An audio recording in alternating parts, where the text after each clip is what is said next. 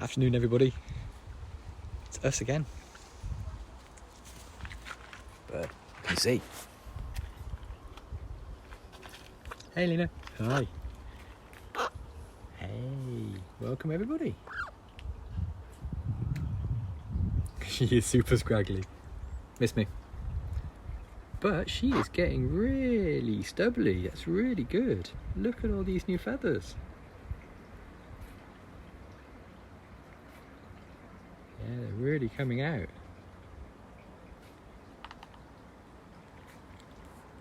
Punk rock. Also, you can see nostrils now. Bird nostrils are really weird because they are holes in beaks.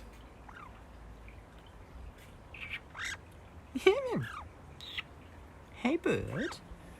What are you doing, buddy? Bird. Ooh, Clash of the Damned. Probably the Damned, I think. Just sounds more goth than the Clash. Oh yeah, in maybe 3 weeks. Probably in 3 weeks' time. I dare say she'll be pretty much back to normal. Correct answer. Ace. Yeah, you can sort of see through her nose already. You can sort of see through the two nostrils. But yeah, there will be a point where you can properly see them. We get to see ears as well. As if bird nostrils aren't weird enough, bird ear holes. Bird,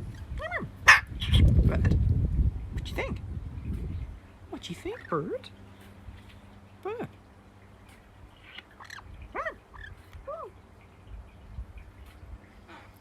Super hot, thank you. Bird.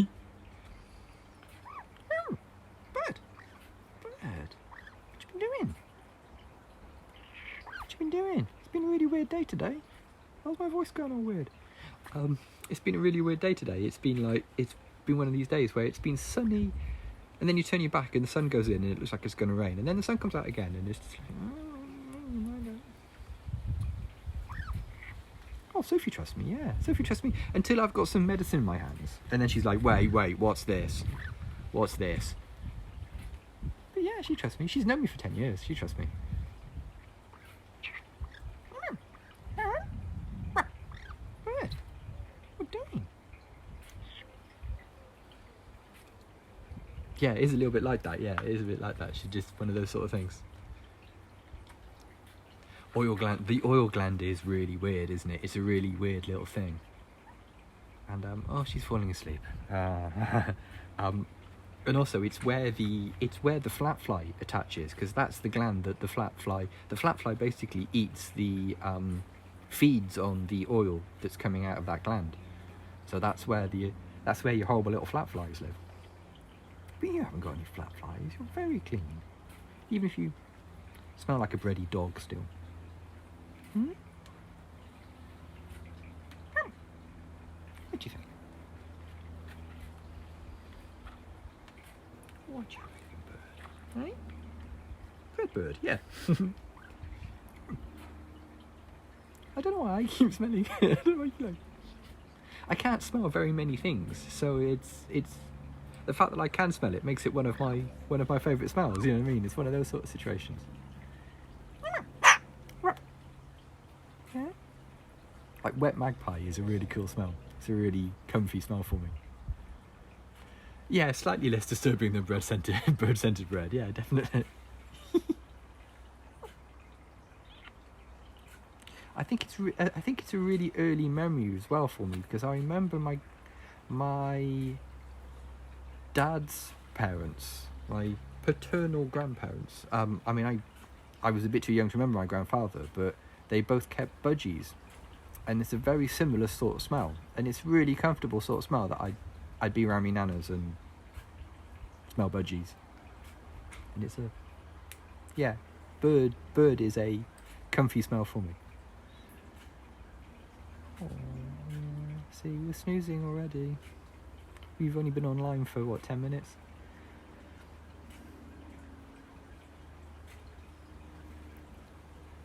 The high energy we are rightly famous for.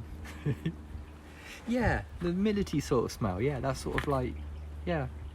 It's a combination of smells, I think, with birds. It's like it's sort of like a skin, like a skin oil, but it's also, yeah, their food and stuff. It's just the whole thing is a very comfy smell.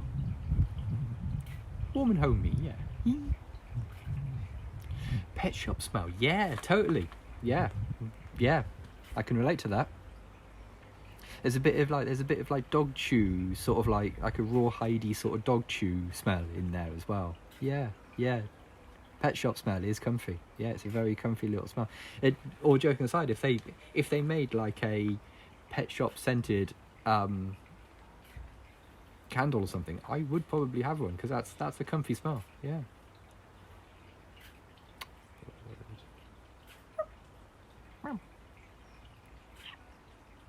What do you think? What do you think, other than this is comfortable, I'm gonna fall asleep? Because that's pretty much what you reckon, isn't it? Yes, I know. Should we have a look while you're asleep? We'll check out them stubbles. Oh. Yeah. Oh, have a scratch Jackie. Actually, yeah, I can relate to that. Smells are, they're really, oh bless. Oh, super heart, thank you. Smells are more evocative of things than people give them credit for, I think. I think it's, no, a familiar smell is, yeah, very evocative of things. Right, let's see here, pan around for a scrag check. Back of her head is looking really good, actually. I mean, it's looking itchy as hell, but it's really starting to populate nicely with feathers. I like where there's one feather on the side of her head there. If I put my cheek in the way, there's one feather sticking out, one old feather sticking out through all the stubble. Like, no, we're going to keep that one. That one's good. That one's okay. And we've got a nostril there, got a little pink nostril.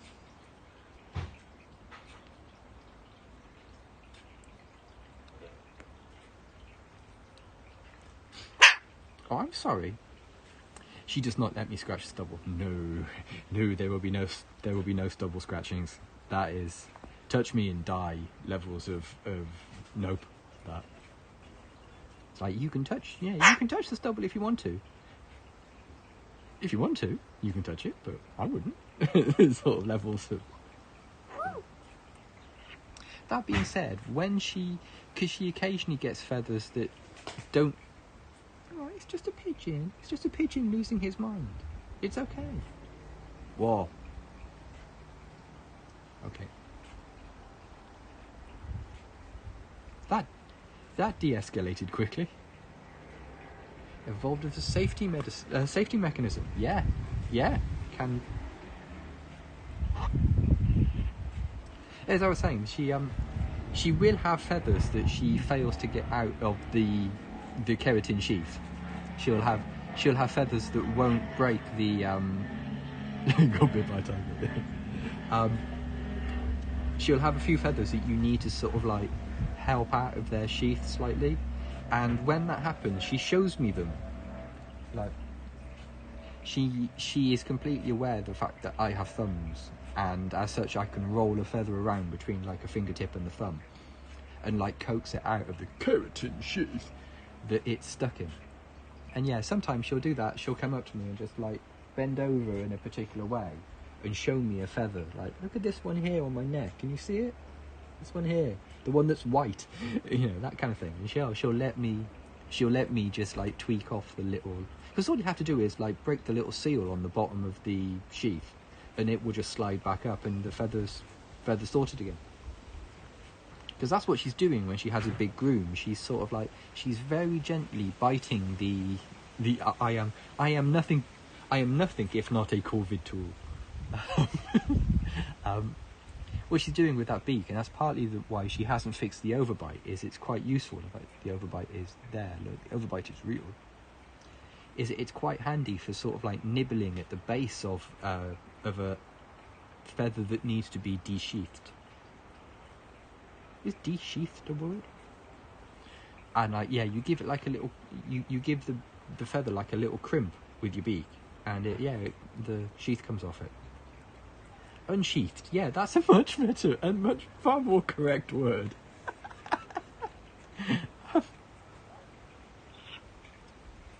De-sheathed. What is the matter with me? What's the matter with me? I've been speaking English my entire life. Why can't I get? Where did I get de-sheathed from? Yeah, pin feathers are, you see, I'm going to find one now. Oh, a little while ago. Right, okay. That feather there that's on the end of underneath the wing by the top of a tail. There you go. So that little white bit at the end of her feather, that's what's called the pin feather. What it is it's like it's a sheath of keratin. It's like a little tube of keratin, like the stuff your fingernails are made out of, that breaks the surface of the skin, and then the feather sort of pushes out through that sheath, through that little tube. Because the feather alone wouldn't be able to push through the skin, so they make these like little tubes. They break through the skin, and then the feather grows out of the tube. That is eventually that becomes like the root of the feather, the bit that you would sharpen if you had like a really big feather you were making a pen out of. It becomes that. And yeah, it's made out of the same stuff like fingernails and things are made out of. It just, yeah, and occasionally you get a feather. What happens is the tip of the sheath breaks off, like the pointed tip of it breaks off, and the feather goes out through it. But sometimes you get a feather that doesn't split the sheath, or the sheath just doesn't split, and the sheath has to be like nibbled out and removed.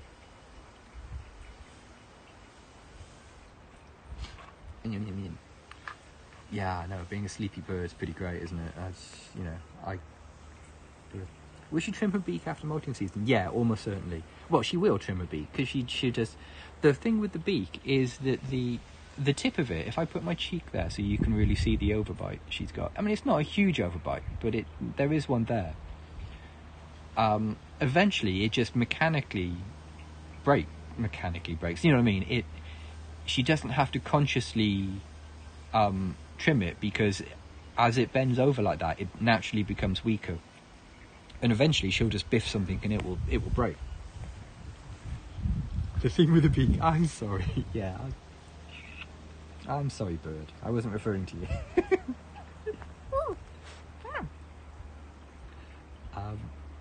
So yeah, for a moment she is being an eagle. Yeah, she's being Sam, American bald eagle. But yeah, that tip will snap off, and you can tell whether she's done it deliberately or whether it's just happened by the sort of seal the very tip makes. Like the last time she had an overbite like this, she fixed it rather than just letting it break, and the join was perfect. But occasionally you see one and she's got like a little raggedy end where it's just she's biffed something and it's split. Yeah, I know what you mean.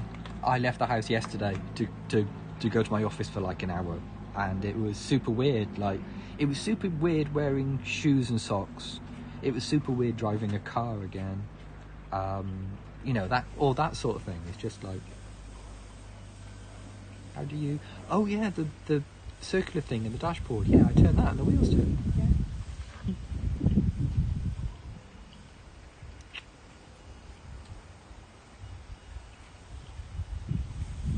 And I find myself subconsciously like flinching from people because I felt they were too close to me, in spite of the fact that they were in a different car to me.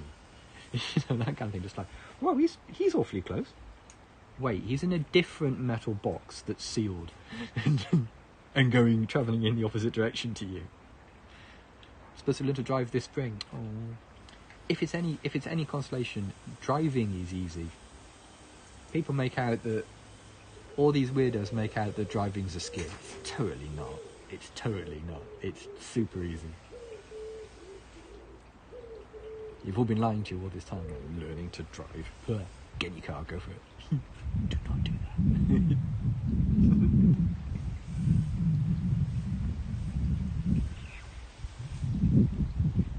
Yeah, passed my driving test, because here in the UK you have to now you have to sit a written test, I think, and have 2 practical exams. But in my day, when I passed in 1990, it was you had to pass. You just had to like drive around and obey the orders of an examiner for like 45 minutes and that kind of thing.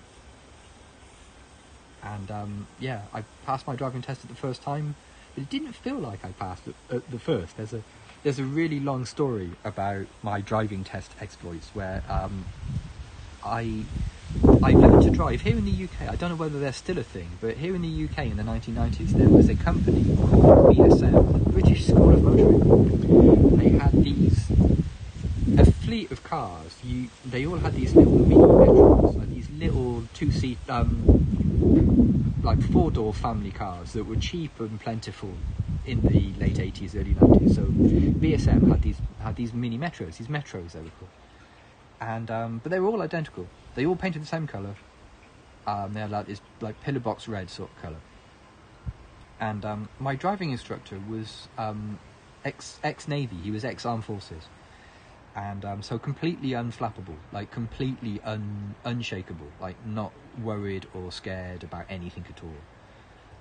He was in the Armed Forces, and then he was an ambulance driver, and then he decided to become a driving instructor. And he was retiring the day after my driving test. So I was the last person he was going to ever take to a driving test. And he jokingly told me on the evening before my test, like I had the test on like the Wednesday morning or something, and like Tuesday afternoon he told me, it's just like, Andy, if you fail, I'm going to break your legs. I was like, oh, Brian, you're so funny. No, I am. I'm going to hurt you really badly if you fail. If you make me retire on a failure, I'm going to really hurt you. You know that, don't you? Oh no! Oh no, Brian's serious. And so anyway, long story short, when you have to go to like a driving test centre, but the actual exam is on normal roads. You have to drive among normal traffic here in the UK. There isn't like a course you have to drive. So you go to the driving test centre, and I filled out all the paperwork, showed them my like provisional licence that you get here in the UK. Show them your licence, show a bit of photo ID to prove you are who you say you are, and that kind of thing. And then you go outside and you get in your car and you drive off with the examiner. And they make you do a whole bunch of procedures. They make you like, okay, turn right here, stop in this road, do a turn in, do a 3-point turn, park between those 2 cars, that kind of thing, yeah. So anyway, I walked out of the driving test centre, and across the road were 2 absolutely identical BSM cars. I had the keys, but the cars weren't locked. So it was like, right, okay, 50-50 chance, Andrew, here we go. So I get in one car, put my seatbelt on, because you're told not to start the car until the driving instructor is in the car with you. And the driving instructors spend quite some time walking around the car. They spend ages like walking around the car, making sure all the lights work and the number plates are okay, that sort of thing, you know, filling out a form. So anyway, the driving instructor get in the car, and I'm sitting there in the car, obviously bricking it. I've got my seatbelt on, and I am quietly panicking. And he did the thing where he said, like, okay then, Mr. Bowd, if you'd like to start the car and move off at your earliest convenience, obey all street signs unless I tell you otherwise, blah blah blah, that kind of thing. I put the key in the ignition of this car, and it went down like 2/3 of the way into the ignition and stopped, because I was in the wrong car. I had made the incorrect 50-50 choice. So I sort of like, I had to go to the driving instructor, just like, oh look, I'm ever so sorry, this is the wrong car, I'm supposed to be in the one in front. And the driving instructor, the guy whose personal opinion it is whether I passed my driving test or not, actually sighed, audibly went, oh, I'll get another form, and like angrily marched back into the driving test centre. And I looked out of the window to see Brian, my driving instructor, standing outside the driving test centre, smoking a cigarette, and he just made eye contact with me and went, "You are dead," and walked away. With, oh shit! Just, oh god! I have completely blown it, and I haven't even started the car up yet. You know, that kind of. So yeah, long story short, the driving instructor came out because, of course, I thought I'd blown it immediately. I thought that was it. I thought my life was over. I thought I had failed my driving test before I'd even started the car up. So I just went for a cabbie around town with the driving instructor, like zero pressure. I thought, well, I've blown it already. I might as well go for the test anyway. You know, get a bit of practice, right? And yeah, at the end of the test, you park up.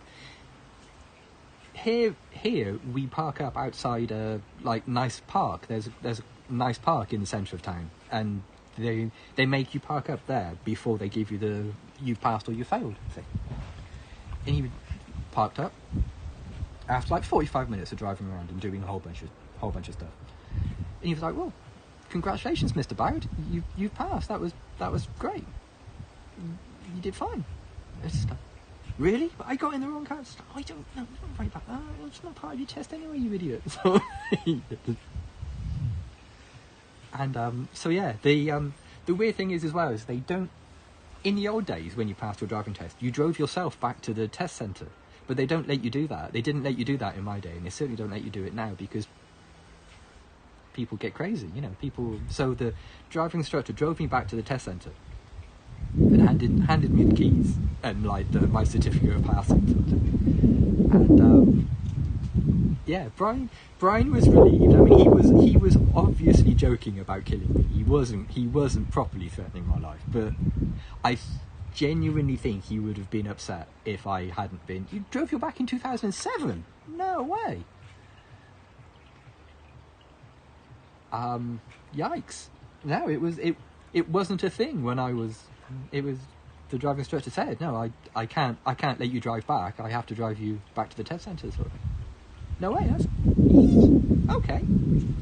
And yeah, Brian wasn't seriously threatening my life. But I think he would have been upset if I'd have failed. But yeah, that was an incredibly stressful afternoon in 1990 that I could have really done without. And so yeah, I've been driving since 1990, and since then I've only crashed once, so that's pretty good. Part at the test centre. Oh, right, cool. No, ours is, and maybe it was just the route I was on. Maybe it's just like the route he took me on. But it was not the other side of town, but it was a good like 20 minutes walk from the test centre if you had failed. Yeah. But yeah, the moment that key jammed in the lock, it was like, oh, I have blown it. I have absolutely blown it. This must be the shortest failure in history.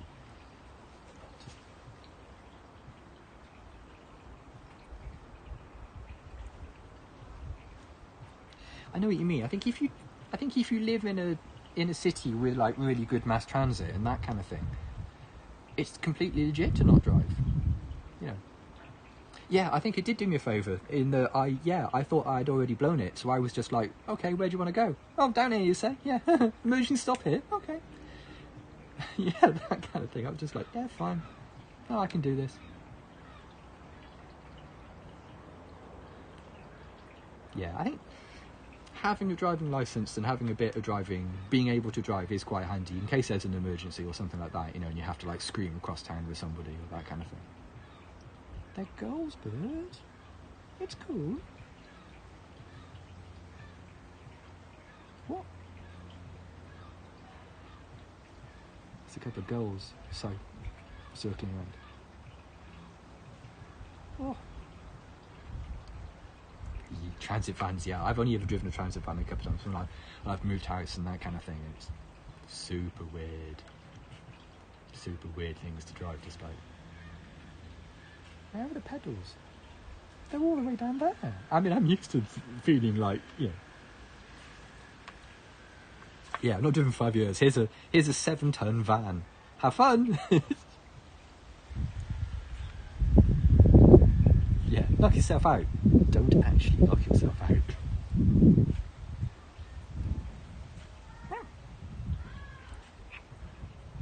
Should we have a soup check before I've got to get back to work? Oh, wow. Yeah, mine was a 7-ton van full of like pretty much everything I owned. My dad drove a school bus. Cool. I like the way he just...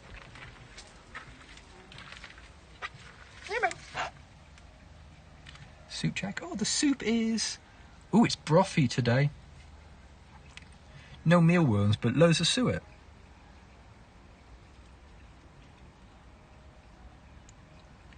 Ace. Okay, there's no need for that. Spot of aggro will go. Yeah, you wouldn't be so aggro about losing all the food down there if you hadn't have... I mean, this is entirely on you. Oh, that was nasty. Ah. See, look. Suet, the thing you like to eat, it doesn't float. You think you would have worked it out by now? You're supposed to be intelligent. Oh, big stretchings.